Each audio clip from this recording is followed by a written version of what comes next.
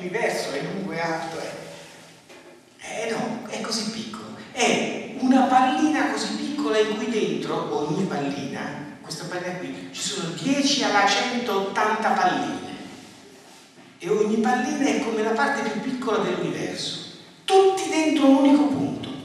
Cioè l'universo non è locale.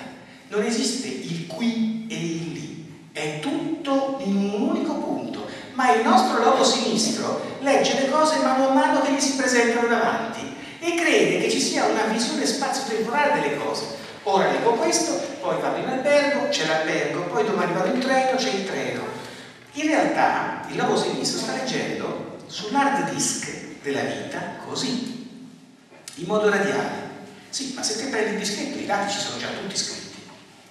Sei te che li stai leggendo uno dietro l'altro, è il tuo lobo sinistro che ha l'idea che esiste il tempo solo perché legge un evento dietro l'altro, ma gli eventi ci sono tutti. Questo è quello che dice la fisica di Bohm della virtualità. Capisco che sia un concetto complicato, perché noi non siamo abituati a ragionare in questi termini. Per esempio, invece, la parte animica non legge in modo radiale, angolare, con l'angolo, legge in modo radiale, come se fosse una sfera. L'anima è al centro, voglio leggere Roma-Milano. Roma-Milano le leggo tutti e due nello stesso istante. Cosa vuol dire?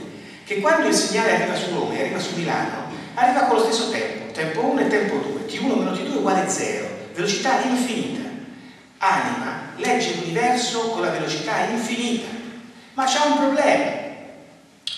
Mentre quello leggeva angolarmente, c'è un problema, perché se voi andate a fare i conti scoprite che la velocità angolare omega r al massimo è c, cioè la velocità della luce, quindi è una limitazione. Scoprite che invece Anima, quando legge velocissimamente, legge Roma-Milano, cioè le due stati stazionari d'onda ne legge la somma. Fisicamente non vede né Roma né Milano, vede Napoli, cioè una situazione intermedia, e non riesce ad avere ugualmente una visione dell'universo. Quindi sia il lobo destro che il lobo sinistro sono in parte imprigionati in questo universo da problemi matematici per cui non riescono bene ad avere una visione che va oltre il principio di determinazione di Heisenberg. Ci sono delle limitazioni, ma se noi sappiamo di avere queste limitazioni va già bene, perché se no prenderemmo tutto per oro colato. Invece sappiamo che facciamo degli errori. Per esempio, i soggetti che noi abbiamo hanno delle facoltà precognitive allucinanti, ma la facoltà precognitiva, domani io ti dico che numeri all'8 escono sulla loro livello e te li dico tutti. Qualche volta uno dei 5 numeri non esce. Ma perché? Hai sbagliato? No, non hai sbagliato la previsione. È che il futuro, che è collegato al presente, cambia con il presente. Quindi oggi uscirà l'1, fra un secondo esce il 2, fra un secondo esce l'1, fra un secondo esce il 3, fra un secondo esce l'1, perché noi nel presente modifichiamo il futuro copresente con il presente. Di solito queste modifiche sono piccole, quindi grosso modo ci azzecchi con i numeri. Altre volte qualcosa è cambiato e quindi cambia la previsione del futuro. E con questo cambia anche la previsione della fine del mondo, cioè dice il 2012, il 2035, il 2008, il 2007, il 2004. Si tratta tutto di previsioni che possono essere fatte dalla parte mentale animica facendo degli errori che possono essere stabiliti su base quantistica, cioè su conti matematici. È molto complicata questa parte qui. Prego. Sì, volevo fare una domanda su... Sì, volevo chiedere una cosa sulle cose che hai detto prima, che durante l'ipnosi in qualche modo tra virgolette, è possibile mantenere un ordine all'anima per dare la sveglia. Quest'ordine può partire anche autonomamente dal soggetto, oppure deve esserci qualcuno che particolarmente in ipnosi dà lo stesso via? No, per fortuna può partire anche dal soggetto stesso. Come al solito, non potevo mettere in ipnosi 650.000 italiani. Allora abbiamo inventato questo trucco che si chiama Simbad. Simbad è una tecnica che si basa su 3 cose fondamentali: la meditazione trascendentale di Maharishi Mahesh, che è vero che è un yogi indiano che si è inventato la meditazione trascendentale, ma anche un professore di fisica quantistica. La teoria di Koslin, che è un neurofisiologo, sulle memorie di come funziona il cervello, memoria a lungo termine e memoria a corto termine, è quella che dicevo prima, non si può CAD mentale, e lo psicodramma di Moreno. Moreno è uno psicoanalista che ha utilizzato lo psicodramma per curare per esempio i bambini, facendo le recite. È venuto fuori il Simbad. In brevissimo, cos'è il Simbad? Il Simbad è, ti immagini una stanza che può essere, di solito, io ho scelto uno studio televisivo.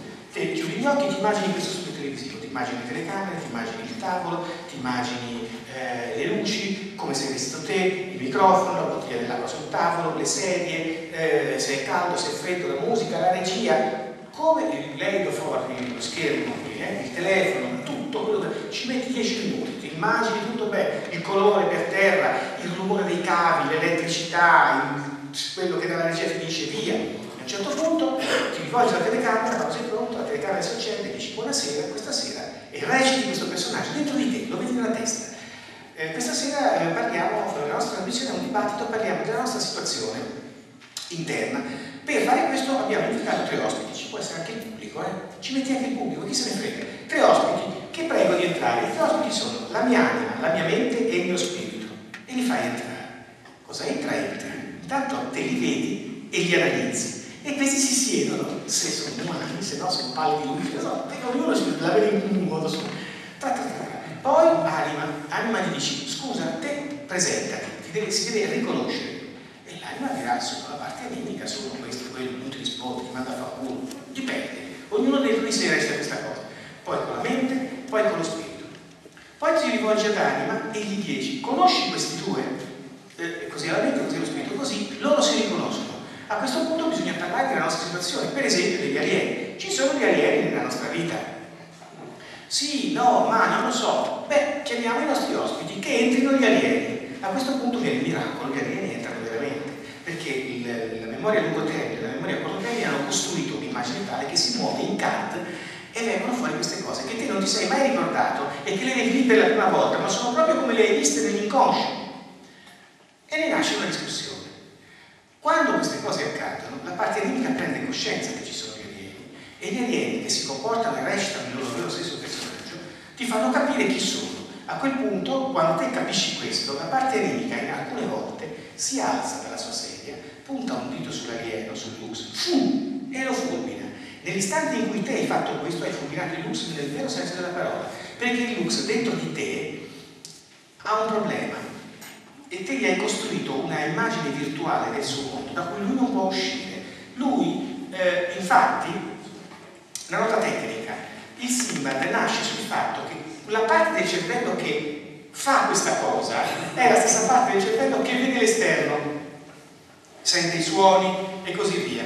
Se tu chiudi gli occhi e costruisci invece un'immagine tutto virtuale, un luogo in cui agire, il Lux non vede l'esterno perché sta pescando l'immagine da quella zona di cervello da cui è abituato a vederla, è praticamente ingabbiato nella tua immagine virtuale che gli fai. E se te lo fai sedere su una sedia che brucia, lui si bruciano le chiappe, perché tu costruisci la sua virtualità.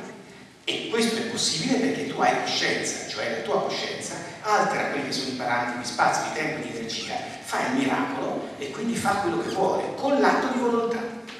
Con questo sistema abbiamo mandato a casa un sacco d'alieni. Sembra incredibile, ma la gente poi sta bene. Non viene più presa, insomma, il discorso è lungo, però sì, ecco, si può fare. Prego. Vai giù, sì.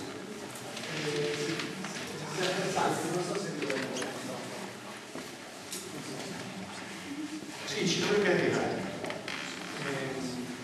Buonasera, io sono curioso di sapere, diciamo, brevemente la sua opinione riguardo, sono anche un po' stanco effettivamente, però questa onnipresenza del dovunque e del tutto, sì? Perciò questa mutabilità del presente, del passato e del futuro, questa continua mutabilità. Sì. In effetti però se io mi concentro su questo presente, su questa vita, su questa propria vita in cui io esisto, o perlomeno ho la percezione di esistere, ecco, mi rendo conto che guardando un po' più al di là della punta delle mie scarpe, ho la sensazione, utilizzando no, uno dei miei due esempi, che in effetti ci siano dei processi in atto che avvengono in maniera molto veloce. Certo, c'è un'informazione, poi c'è un'informazione che mi nega l'informazione che pensavo di possedere, questo è sicuro. Però si ha la percezione che la trama diventi sempre più fitta, che ci sia una direzione, che ci sia una frequenza che si stia effettivamente innalzando, che il tempo inizi a scorrere in maniera... Si ha la sensazione che ci siano dei cambiamenti in atto. Sì. Allora un geologo parlerebbe, non so, la frequenza di Schumann, un cospirazionista parlerebbe dei assolutamente italiani, in qualche modo interseca, anche se in maniera più semplicistica, alcune delle sue teorie. E in